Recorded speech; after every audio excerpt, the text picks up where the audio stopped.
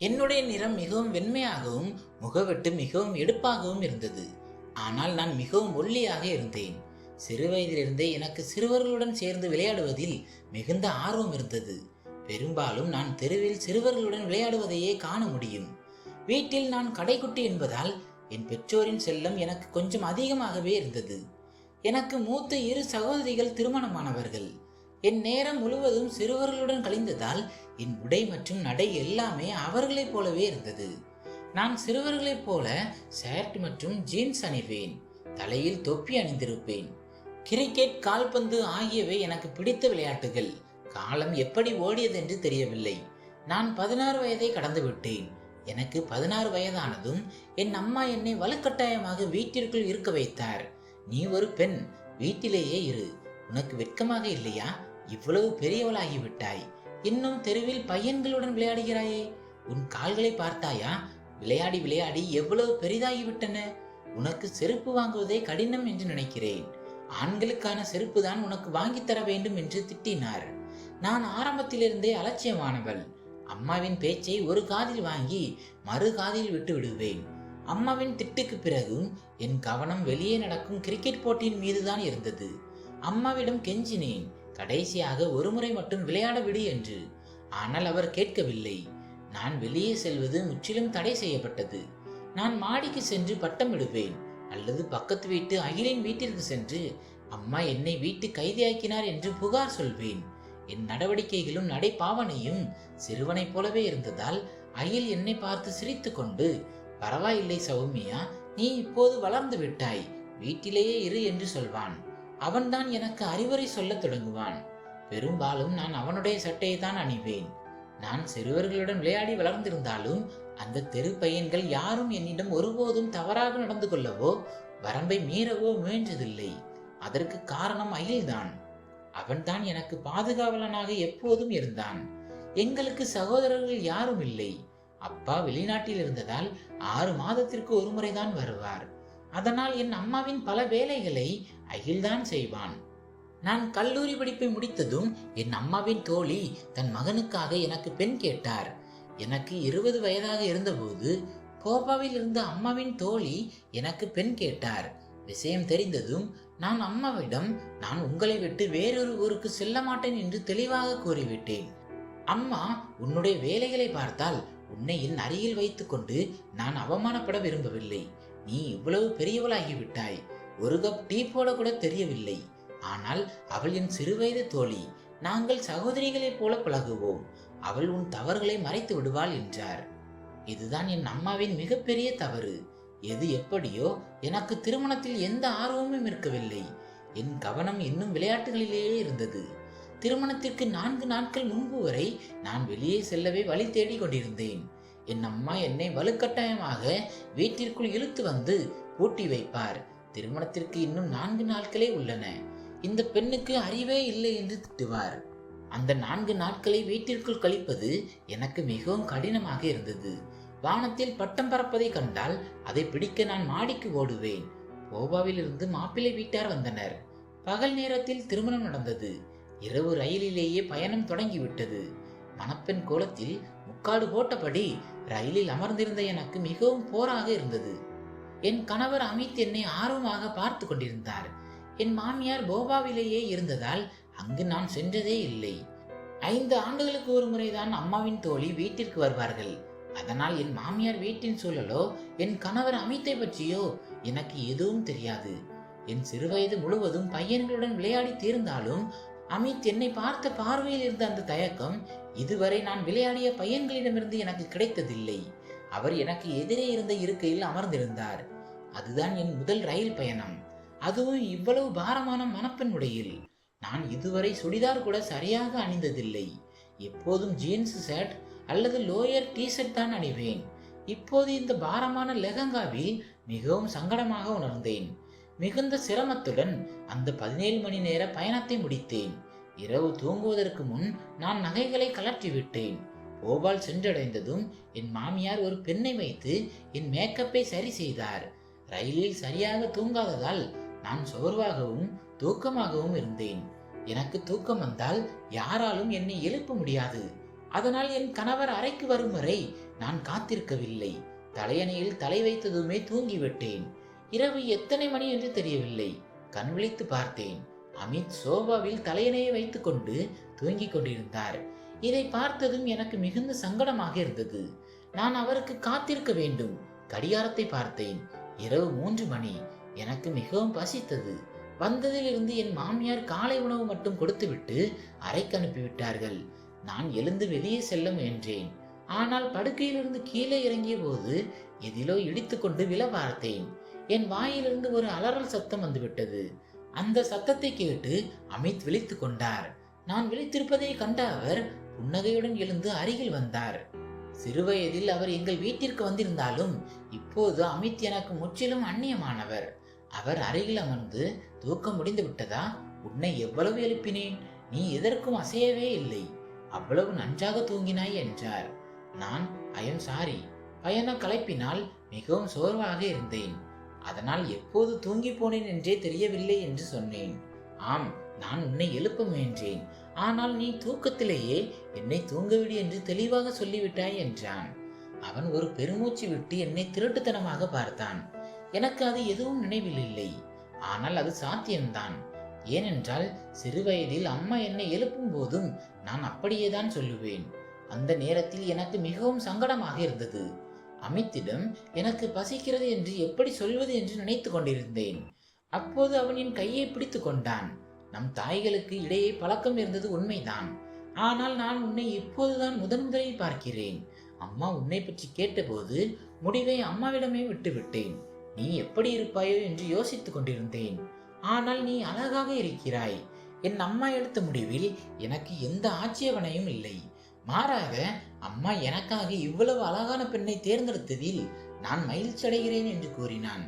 இதை சொல்லிவிட்டு பக்கவாட்டு மேஜையின் ராயரில் இருந்து ஒரு மோதிரத்தை எடுத்து என் விரலில் மாட்டினான். சிறிது நேரம் அவன் என் அழகை புகழ்ந்து கொண்டிருந்தான். எனக்கு எல்லாம் புதியதாகவும் தனித்துவமாகவும் இருந்தது. ஏனென்றால் இதுவரை நான் விளையாடிய பையன்கள் என்னை ஒரு பையனை போலவே பார்த்தார்கள். அவர்கள் ஒருபோதும் என்னிடம் இப்படி பேசியதில்லை. அதனால் அமித்தின் வாயால் என் புகழ்ச்சியை கேட்டு எனக்கு நன்றாக இருந்தது. அவன் என் முகத்தை தொட்டு மயக்கும் வார்த்தைகளால் பேசியது எல்லாம் ஏதோ கனவு போல இருந்தது. திடீரென்று என் கைகளை பார்த்து அவன் அமைதியானான். உன் கைகள் ஏன் இவ்வளவு தடிமனாகவும் பெரியதாகவும் இருக்கின்றன? பெண்களின் கைகளைப் போல அழகாக இல்லையே என்றான். உடனே அவன் என் கைகளை விட்டு விட்டான். பெண்களிடம் ஆண் தன்மை தெரிவது எனக்கு அறவே பிடிக்காது என்றான். நான் என் கைகளை உற்று பார்த்தேன். எனக்கு பெண்களைப் போல நகம் வளர்க்கும் வழக்கமும் இல்லை. என் கைகளை பராமரிக்கவும் நான் அக்கறை காட்டியதில்லை. எப்போதும் பையன்களுடன் விளையாடி விளையாடி என் கைகள் கரடுமுரடாகவும் தடிமனாகவும் மாறிவிட்டன. அவன் படுக்கை விட்டு எழுந்து அலமாரிக்கு சென்றான். அலமாரியை திறந்து கருப்பு நிற உடை ஒன்றை என்னிடம் கொடுத்து, போய் இதை அணிந்து கொண்டு வா என்றான். எனக்கும் அந்த பாரமான உடைகளை அணிந்து சலிப்புதான். அதனால் அவன் சொன்னது எனக்கு நிம்மதியாக இருந்தது. ஆனால் குளியலறைக்கு சென்று அந்த உடையை பார்த்தேன். அது மிக மெல்லிய வலையமைப்பை கொண்ட ஒரு நைட்டி. வெட்கத்துடன் அதை அணிந்தேன். அதை அணியும் போதே எனக்கு மிகவும் பதட்டமாக இருந்தது. நான் அறைக்கு வந்தபோது அமித் வாசனை திரவிய பாட்டிலை கையில் பிடித்து தன்னைத்தானே தெளித்து கொண்டிருந்தான். என்னை பார்த்து புன்னகைத்து என் அருகில் வந்து என் மீதும் தெளித்தான். இந்த வாசம் எனக்கு மிகவும் பிடிக்கும் என்றான். இதை கூறிவிட்டு அவன் என்னை பிடித்து படுக்கையில் கிடத்தினான். காதல் மொழி பேசத் தொடங்கினான். அவன் கண்கள் என் மேல் ஊர்ந்து கொண்டிருந்தன. நான் மிகுந்த கூச்சமடைந்தேன். ஏனென்றால் இப்படிப்பட்ட பார்வைகளை நான் முதலில் எதிர்கொள்கிறேன். சிறிது நேரத்தில் அவன் என்னை அணைத்து கொண்டான்.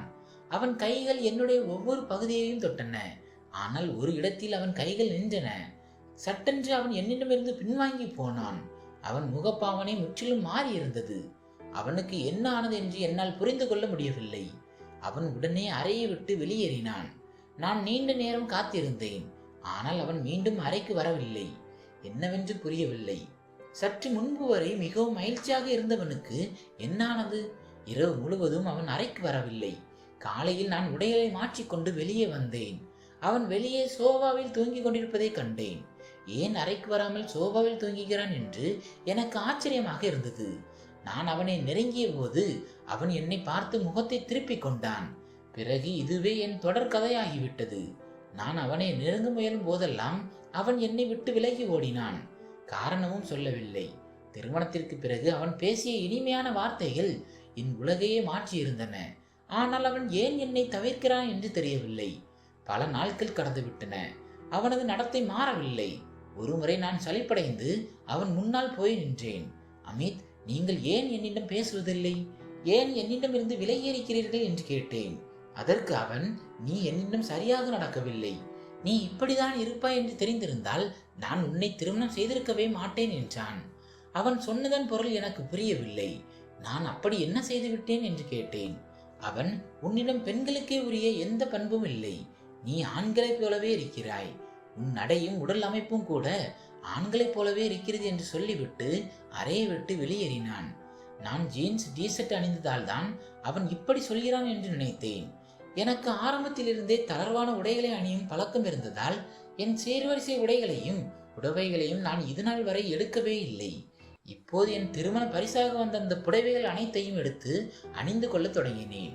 அமித்தின் விருப்பத்திற்கு ஏற்ப உணவுகளை சமைக்க என் மாமியாரிடம் கற்றுக்கொண்டேன். அவன் வேலைகளையும் நானே செய்ய தொடங்கினேன். வெறும் 2 மாதங்களில் என்னை முழுமையாக மாற்றிக்கொண்டேன். அமித்தின் நடத்தையில் மாற்றம் வரும் என்று எதிர்பார்த்தேன். ஆனால் அவன் ஒரு கல்லை போல மாறிவிட்டான். தினமும் இரவு தாமதமாக வீடு வந்து சோபாவில் படுத்துக் கொள்வான். நான் அவனது அன்பிற்காக ஏங்கினேன். அவனது காதலை பெற விரும்பினேன். திருமணமான பிறகு கணவனிடம் அன்பை எதிர்பார்ப்பது ஒரு பெண்ணின் இயல்பான ஆசைதானே. நான் எதற்கும் கவலைப்படாமல் இருந்தவள் இப்போது அமித்திற்காக என் ஆழ்மையே இழந்து விட்டேன். அவனுக்கு பிடித்தவாறு என்னை மாற்றிக்கொள்ள எவ்வளவோ முயன்றும் அவன் என்னிடம் பேசவே இல்லை. ஒரு நாள் இரவு நான் தூங்கிக் கொண்டிருந்த போது சத்தம் கேட்டு விழித்தேன். என் மாமியாரும் அமித்தும் காரசாரமாக விவாதித்துக் கொண்டிருந்தனர். நான் கதவை திறந்து பார்த்தபோது அவர்கள் அறையில் விளக்கு எரிந்து கொண்டிருந்தது. அவர்கள் பேசியதை கேட்டு என் காலடியில் மண் சரிந்தது போன்ற உணர்வு ஏற்பட்டது. அமித் தனது தாயிடம் தான் 2வது திருமணம் செய்து கொள்ள விரும்புவதாக கூறினான். இதை கேட்ட என் மாமியார் அதிர்ச்சியடைந்து, இந்த வார்த்தையை மீண்டும் உன் வாயால் சொல்லாதே என்று எச்சரித்தார்.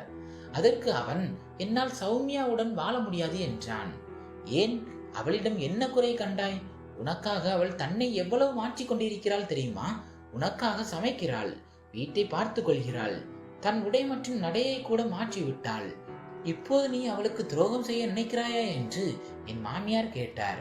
அதற்கு அமித், அம்மா, அவளிடம் என்ன குறை என்று என்னால் சொல்ல முடியாது.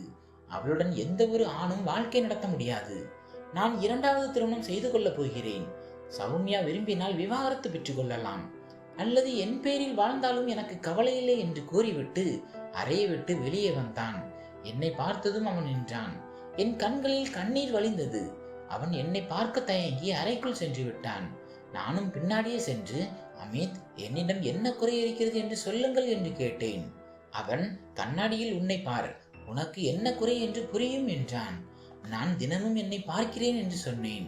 அவன் கோபமாக, உன்னிடம் பெண்களுக்கே உரிய அழகு இல்லை. என்னதான் புடவை கட்டினாலும் உன் உடல் அமைப்பு மாறப்போவதில்லை. தனிமையில் கண்ணாடியின் முன் நின்று பார், உனக்கு ஆண்களை போன்ற தட்டையான நெஞ்சுதான் இருக்கும். உன் அருகில் வரும்போது நான் ஒரு ஆணுக்கு அருகில் இருப்பது போல உணர்கிறேன். உன்னை கண்டாலே எனக்கு வெறுப்பாக இருக்கிறது.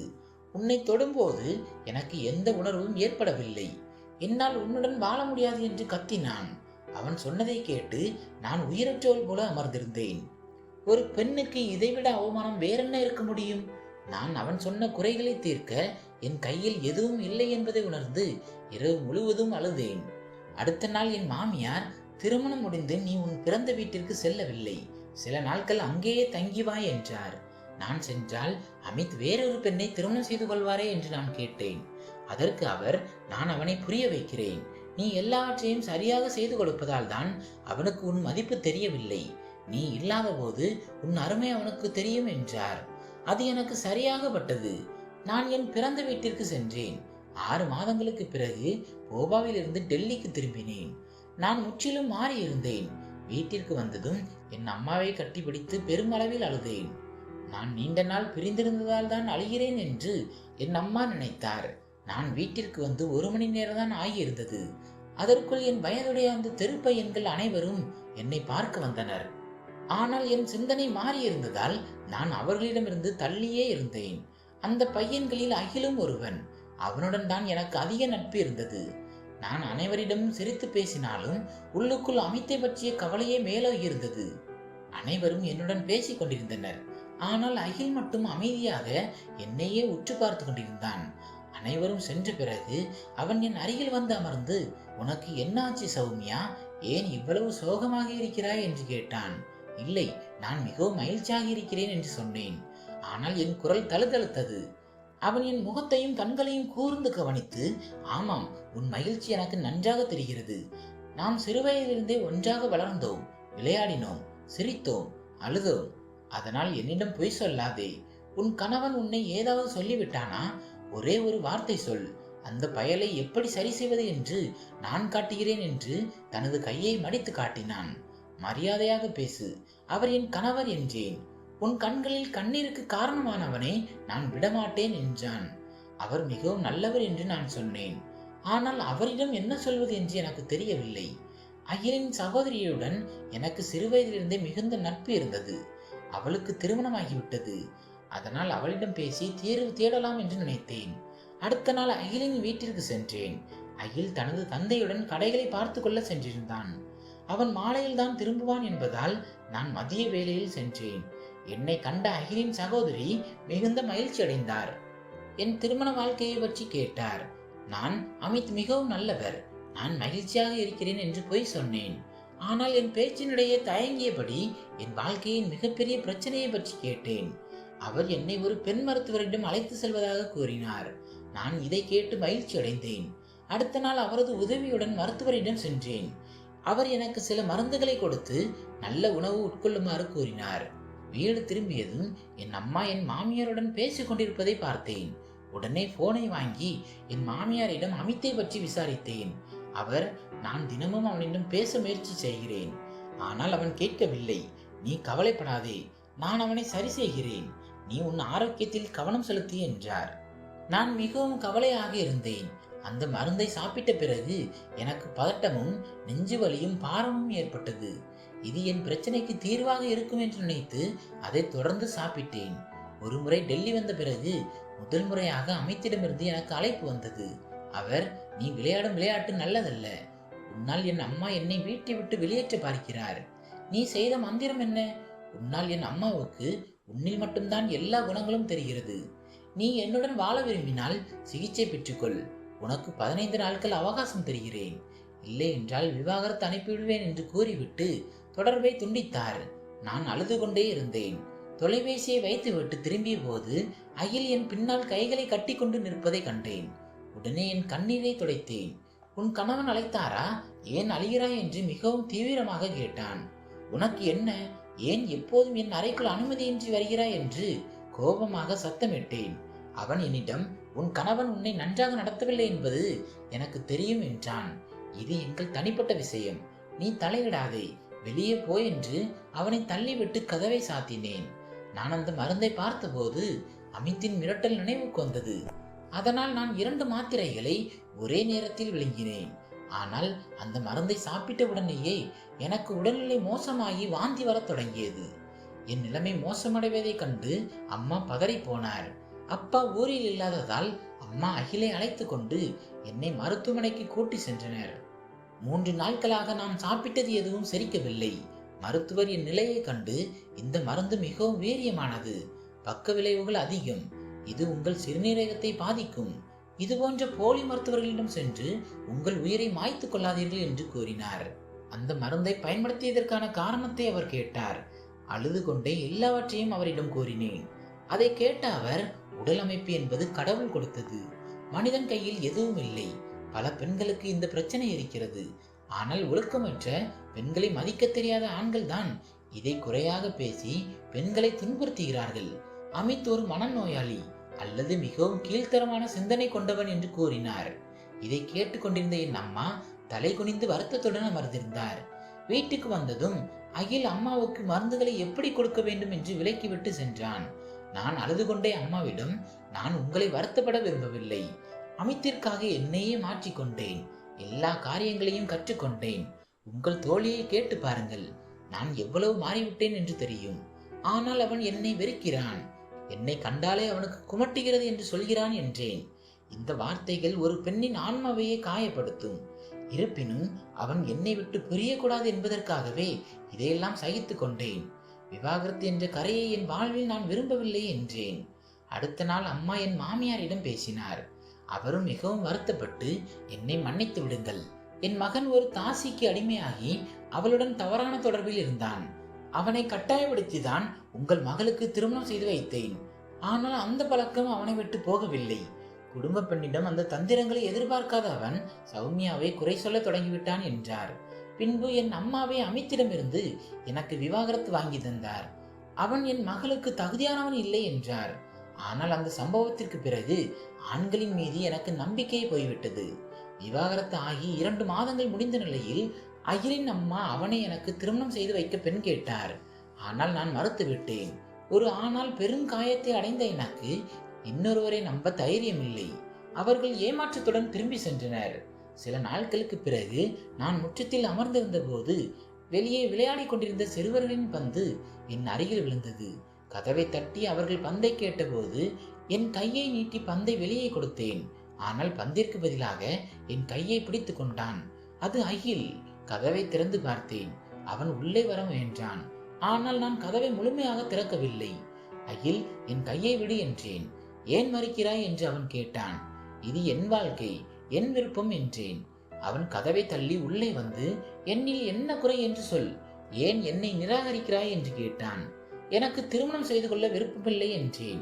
அந்த கேடுகட்ட மனிதன் மீது இன்னும் அவ்வளவு பாசம் வைத்திருக்கிறாயா? அவனுக்காக உன் வாழ்க்கையை அழித்துக் கொள்ளப் போகிறாயா என்று அவன் கோபமாக கேட்டான். நான், இல்லை, எனக்கு எவர் மீதும் காதல் இல்லை. நான் ஆண்களையே வெறுக்கிறேன். என் வாழ்க்கையில் இனி வேறு யாருக்கும் இடமில்லை என்று கூறிவிட்டு அங்கிருந்து சென்றேன். அந்த மனிதனுக்காகத்தான் நீ இவ்வளவு பொய் சொல்கிறாய். உனக்கு இன்னும் அமித் மீதுதான் காதல், அதனால் தான் மறுக்கிறாய். இல்லை என்றால் உன் அம்மாவின் கண்ணீரும் உன் தந்தையின் கவலையும் உனக்கு தெரிந்திருக்கும். அவர்கள் நீ ஒரு நல்ல வாழ்க்கையை பெற வேண்டும் என்று ஆசைப்படுகிறார்கள் என்று அகில் கூறினான். நான் அழுது கொண்டே இருந்தேன். என் பெற்றோர் என் துயரத்தை கண்டு மெலிந்து போயிருப்பதை நான் கவனிக்கவே இல்லை. அவன் சொன்னதில் இருந்த உண்மையை உணர்ந்து நான் அவன் பேச்சை மறுக்கவில்லை. பின்பு அமைதியாக அவனுடையே திருமணம் செய்து கொண்டேன். ஆனால் அமித் என்னை காயப்படுத்தியது போலவே இவனும் செய்வானோ என்ற பயம் என் மனதில் இருந்தது. அகில் என் அருகில் வந்து அமர்ந்த போது நான் அழுதேன். அவன், சௌமியா, ஒவ்வொரு ஆணும் அவ்வளவு கீழ்த்தரமானவர்கள் இல்லை. சிறு வயதிலிருந்து என்னை உனக்கு தெரியும். உன் கட்டுப்பாட்டில் இல்லாத ஒரு விஷயத்தை வைத்து நான் உன்னை இழிவுபடுத்துவேனா என்றான். அவன் இதை எப்படி சொன்னான் என்று எனக்கு ஆச்சரியமாக இருந்தது. என் மனதில் உள்ள கேள்விகள் அவனுக்கு எப்படி தெரிகிறது? அவன் என் கையை பிடித்துக் கொண்டு, நீ மருத்துவரிடம் சொன்னது அனைத்தையும் நான் கேட்டுவிட்டேன். உன் பெற்றோரிடம் அமித்திடமிருந்து உன்னை பிரிக்குமாறு நான் தான் கூறினேன். உன்னை நான் ஏற்றுக்கொள்ள விரும்புகிறேன். கடந்த காலத்தை மறந்துவிட்டு அகில் உன்னை சிறுவயதிலிருந்தே நேசிக்கிறான் என்பதை மட்டும் நினைவில் கொள் என்றான். அமித்தை திருமணம் செய்த போது நான் வேறொரு நகரத்தில் இருந்தேன். இல்லை என்றால் அந்த திருமணத்தையே நான் தடுத்திருப்பேன் என்றும் கூறினான். பேசி முடிக்கும் போது அவன் என் நகைகளை கலற்றினான். அவன் என்னை அணைத்த போது என் மனதில் எந்த பயமும் இல்லை. மிகுந்த அமைதியுடன் அவனது தோளில் சாய்ந்து கொண்டேன். அவன் என் மீது இவ்வளவு அன்பு வைத்திருப்பான் என்று நான் நினைக்கவே இல்லை. குறைகளை காணாமல் அன்பை மட்டும் பார்ப்பதுதான் உண்மையான காதல் என்று நான் உணர்ந்தேன். நண்பர்களே, இந்த கதை உங்களுக்கு பிடித்திருந்தால் வீடியோவை லைக் மற்றும் ஷேர் செய்யுங்கள். நமது சேனலை சப்ஸ்கிரைப் செய்து கொள்ளுங்கள். நன்றி.